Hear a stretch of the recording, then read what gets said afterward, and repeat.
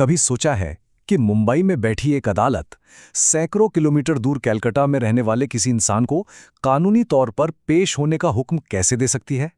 चलिए आज इसी दिलचस्प प्रक्रिया की परतों को खोलते हैं।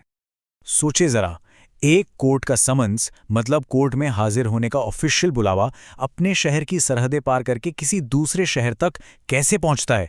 ये सिर्फ एक खत भेजने जैसा तो है नहीं, ये तो एक बहुत बड़ा लॉजिस्टिकल पजल है ना।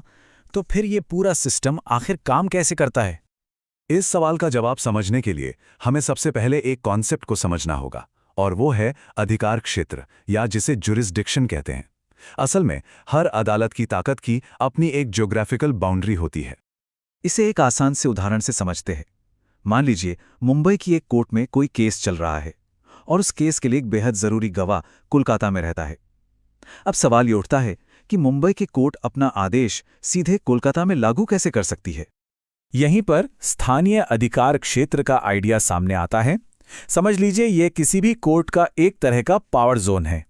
अपने इस दायरे के अंदर कोर्ट के पास मामले सुनने और अपने फैसले लागू करने का पूरा अधिकार होता है। लेकिन जैसे ही कोई मामला इस दायरे के बाहर जाता है, खेल के नियम बदल जाते हैं। तो फर्क बिल्कुल साफ है। अपने इलाके में कोर्ट की सीधी ताकत चलती है, समन्स भेजना आसान है, लेकिन अपने इलाके के बाहर उसे मदद की जरूरत पड़ती है। वो सीधे हुक्म नहीं दे सकती, उसे एक तय कानूनी रास्ते पर चलना ही होता है। तो फिर इसका हल क्या है? कानून ने इस समस्या का एक बहुत ही स्मार्ट और सिस्टमैटिक सॉल्यूशन निकाला है, जो एक खास कानूनी धारा में हमें मिलता है। और वो समाधान है भारतीय नागरिक सुरक्षा संहिता 2023 की धारा 69। ये धारा समझ लीजिए उस रूल बुक की तरह है जो बताती है कि एक अदालत की आवाज उसकी सीमाओं के पार कानूनी तौर पर कैसे पहुंचेगी। कानून खुद क्या कहता है जरा सुनिए कि जब एक कोर्ट को अपने अधिकार क्षेत्र के बाहर सम्मन्स भेजना होता है तो वो उसे 2 प्रतियों में उस इलाके के मजिस्ट्रेट को भेजेगी जहां वो व्यक्ति रहता है। एकदम क्लियर।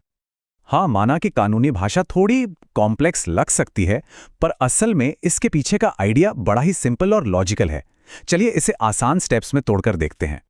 तो होता यह है, मुंबई की कोर्ट समन्स तैयार करती है, फिर वो उसे सीधे उस व्यक्ति को नहीं भेजती, बल्कि कोलकाता के संबंधित मजिस्ट्रेट को भेजती है। और फिर ये कोलकाता के मजिस्ट्रेट की जिम्मेदारी होती है कि वो उस समन्स को उस व्यक्ति तक पहुंचाए। ये एक तरह से लीगल मेल फॉरवर्डिंग सिस्टम जैसा है। और याद है कानून में 2 प्रतियों या इन डुप्लीकेट वाली बात कही गई थी। ये छोटी सी डिटेल असल में बहुत ज़रूरी है। देखिए, एक कॉपी तो उस व्यक्ति को दे दी जाती है, लेकिन दूसरी कॉपी तामील की रसीद के साथ सबूत के तौर पर वापस पहली वाली अदालत को भेजी जाती है। इससे यह पक्का हो जाता है कि हाँ, समन्स कानूनी तौर पर उस व्यक्ति तक पहुंच चुका है। अब हम ये तो समझ गए कि ये प्रोसेस काम कैसे करता है, लेकिन सवाल ये है कि आखिर इसकी इतनी अहमियत क्यों है? ये सिर्फ एक ब्यूरोक्रेटिक प्रोसेस, एक कागजी कार्रवाई से कहीं बढ़कर है। देखिए, ये प्रक्रिया सिर्फ एक नियम नहीं है। सबसे पहले तो ये कानूनी वैधता की गारंटी देती है। ये स्थानीय अदालतों के अधिकार का सम्मान करती है। ये देश की सभी अदालतों के लिए एक भरोसेमंद और स्टैंडर्ड तरीका बनाती है। और सबसे बढ़कर ये न्यायिक प्रक्रिया में निष्पक्षता को और मजबूत करती है। तो यहाँ सबसे जरूरी बात यह है कि धारा 69 सिर्फ एक नियम नहीं है।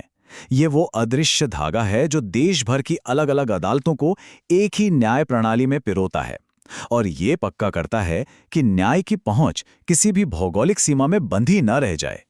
और ये बात हमें एक बड़े सवाल पर लाकर छोड़ देती है। हमारी दुनिया में ऐसे और कौन से अदृश्य नियम और प्रक्रियाएं हैं जो हमारे इतने कॉम्प्लेक्स सिस्टम्स को चुपचाप और असरदार ढंग से एक साथ काम करने में मदद करती हैं? इस पर जरूर सोचिएगा।